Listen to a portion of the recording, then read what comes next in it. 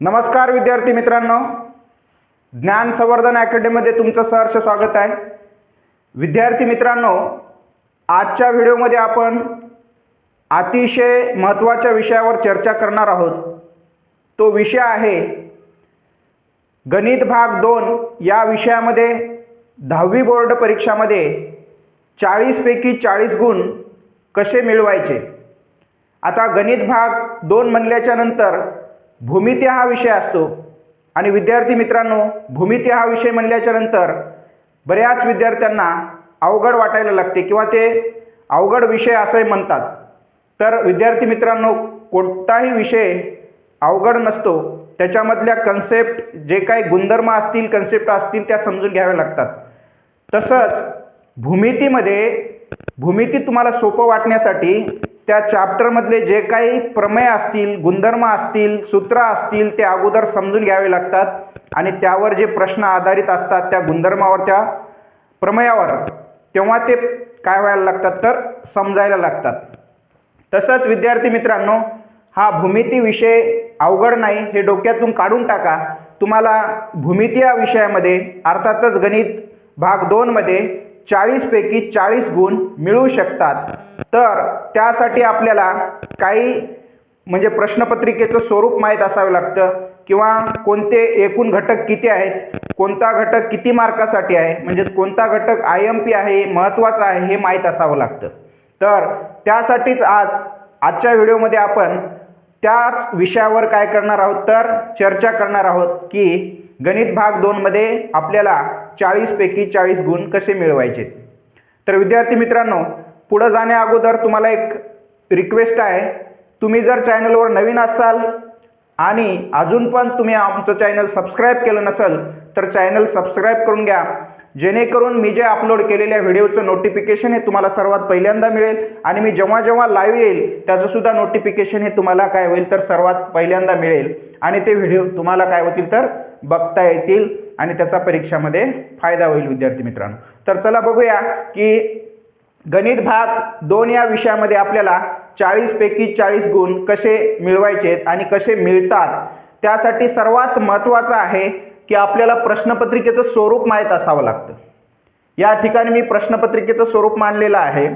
त्याच्यानंतर कोणता घटक किती मार्कासाठी आहे आणि किती महत्त्वाचा आहे हे माहीत असावं लागतं।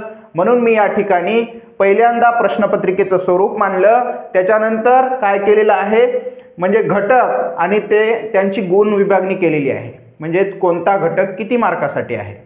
आता या ठिकाणी बघा, पहिल्यांदा आपल्याला प्रश्नपत्रिकेचं स्वरूप समजावून घ्यावं लागेल आणि ते प्रश्नपत्रिकेचं स्वरूप हे विद्यार्थ्यांना माहीत असावं लागतं।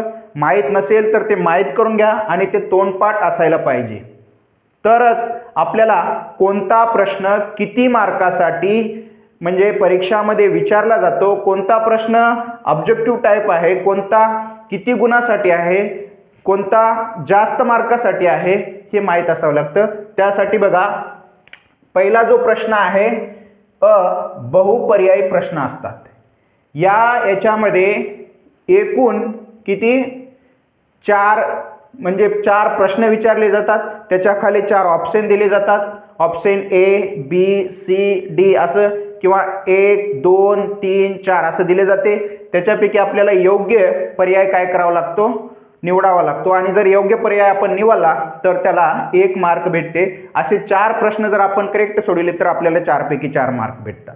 त्याच्यानंतर दुसरा जो प्रश्न आहे म्हणजे 4 पैकी 4 प्रश्न सोडवायचे।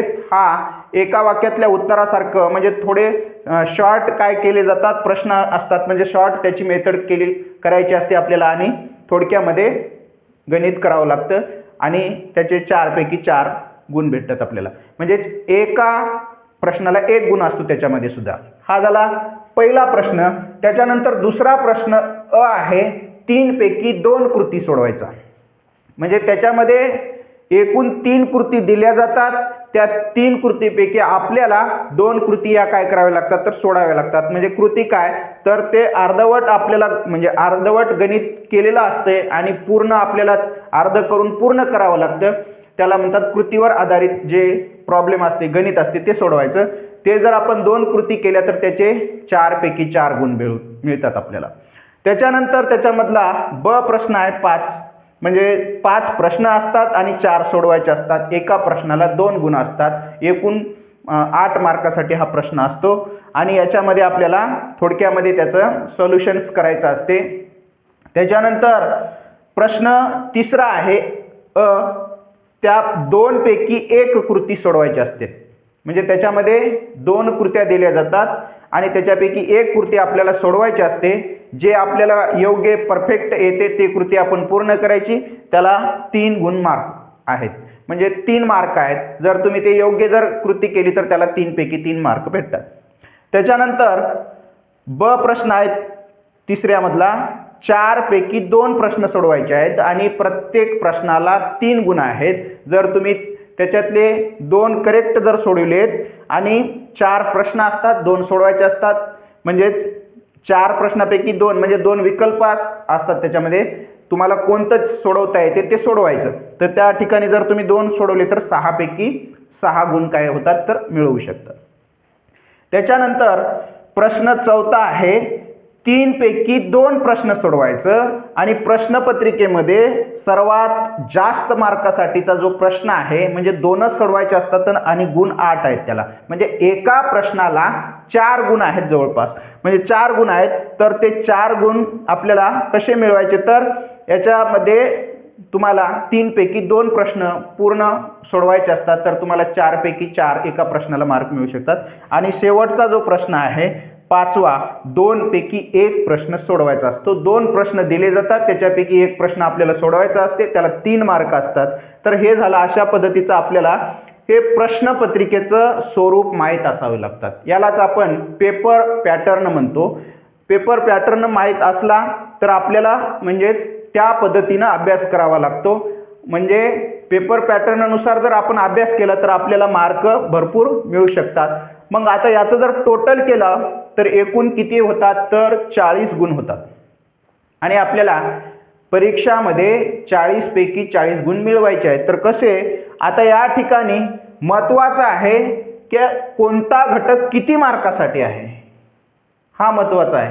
म्हणजेच कोणत्या घटकाला तुम्ही महत्त्व देसाल जेणेकरून तुम्हाला पैकीच्या पैकी मार्क मिळतील ते घटक म्हणजे 100% पूर्ण करायचा तुम्हाला, जेणेकरून त्याच्यामधला एकही मार्क तुमचा वाया जाणार नाही. आता या ठिकाणी मी घटक व गुण विभागणी गणित भाग 2चं दिलेलं आहे. बघा पहिलं चॅप्टर आहे, एकूण 7 चॅप्टर आहेत. त्या 7 चॅप्टरपैकी पहिला जो चॅप्टर आहे समरूपता हा 10 गुणासाठी आहे.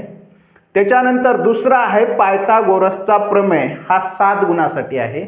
त्याच्यानंतर तिसरा आहे वर्तुळ हे आहे 12 गुणासाठी. त्याच्यानंतर भौमितिक रचना हे 7 गुणासाठी आहे. निर्देशक भूमिती 7 गुणासाठी आहे.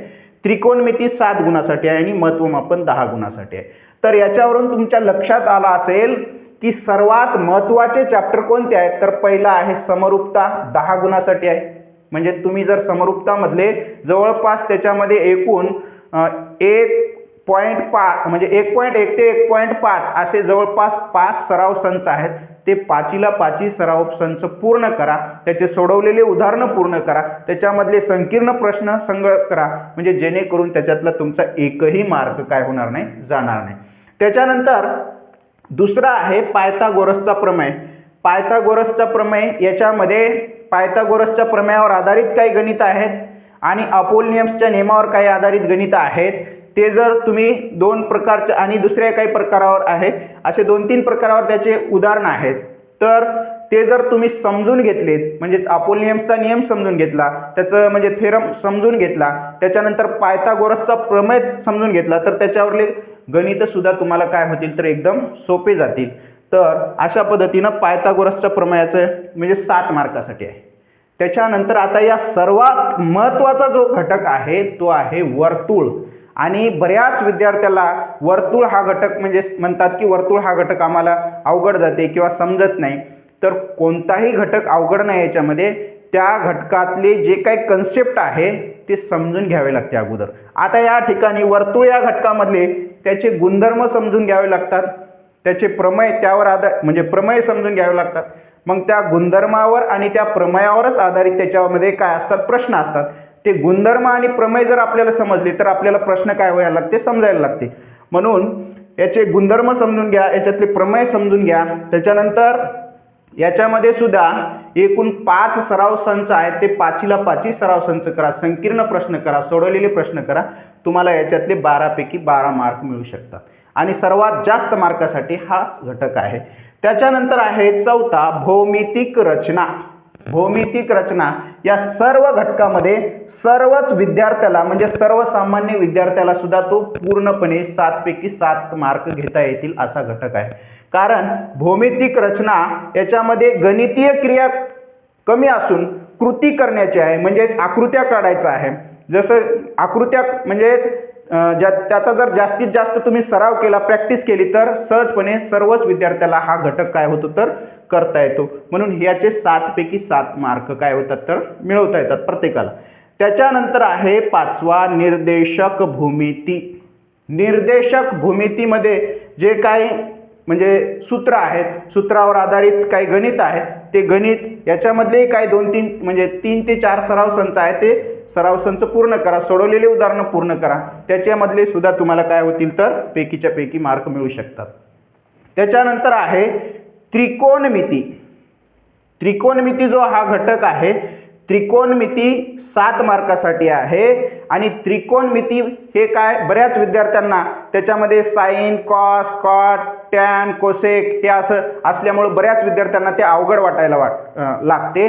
म्हणजे त्रिकोणमिती ज्याची वाटते विद्यार्थ्यांना भीती त्याचंच नाव आहे त्रिकोणमिती. तर काही भियायचं नाही विद्यार्थी मित्रांनो, कारण त्याच्यामध्ये सुद्धा काय आहे तर तुम्ही जर गुणोत्तर त्याच्यामधले पाठ केले, त्याच्यानंतर त्याचे सूत्र जर पाठ केले तर त्रिकोणमिती हा घटक एकदम सोपा आहे.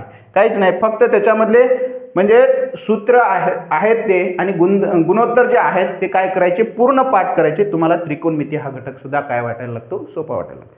त्याच्यानंतर सर्वात शेवटचा आणि महत्त्वाचा असलेला महत्व मापन. त्याचं महत्त्वाचं आहे आणि त्याचं नाव सुद्धा महत्व मापनच आहे. 10 मार्कासाठी आहे हा आणि याचे 10 पैकी 10 मार्क तुम्हाला तेव्हाच मिळतील या महत्व मापन घटकामध्ये सूत्र जास्त आहेत, जवळपास 35 ते 36 सूत्र आहेत. ते सूत्र पहिल्यांदा पाठ करावं लागते.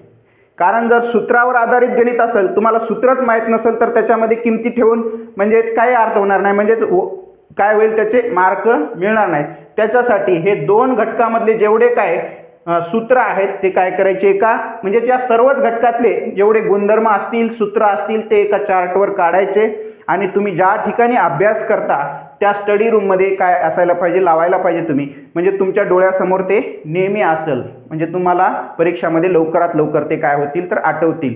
आणि हे या दोन्ही घटकाचे त्रिकोणमितीचे आणि महत्त्वमापनचे काय करायचे सूत्र एका चार्टवर काढून लावून टाकायचे आणि ते पाठ असले पाहिजे तुम्हाला, जेणेकरून परीक्षामध्ये लवकर ते आठवतील सूत्र आणि त्याच्यावर आधारित ते गणित तुम्हाला काय होतील तर सोडवता येतील.